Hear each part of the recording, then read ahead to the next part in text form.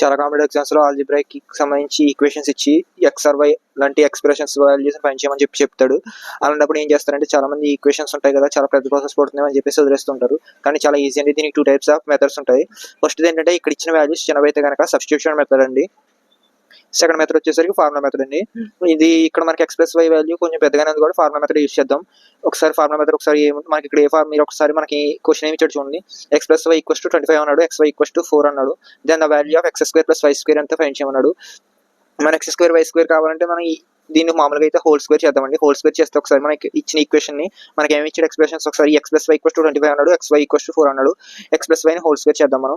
X plus వైని whole square చేసినప్పుడు మనకి ఏమొస్తుందండి, x plus y equals to 25 whole square అవుతుంది కదా, ఎందుకంటే బోత్ సైడ్స్ స్క్వేర్ కానీ బోత్ సైడ్స్ చేసాం కాబట్టి ఎక్స్.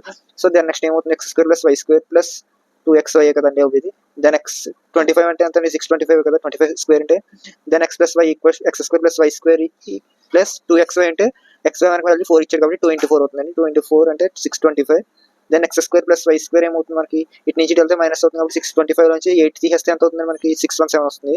సో మనకి సొల్యూషన్ ఎంత అనేది ఆన్సర్ ఆప్షన్స్ లో మనకి 617 ఎక్కడ ఉందని థర్డ్ కదా, దిస్ ఇస్ ద సొల్యూషన్ అవుతుందండి. ఈ క్వశ్చన్ ఒకసారి 2023లో ఆర్ఆర్బీలో ఇచ్చాడండి. స్క్రీన్ మీద కనిపించే సిమిలర్ మోడల్ అండి. సాల్వ్ చేసి ఆన్సర్ని కామెంట్ చేయండి. ఇలాంటి ట్రిక్స్ కోసం ఛానల్ సబ్స్క్రైబ్ చేయండి.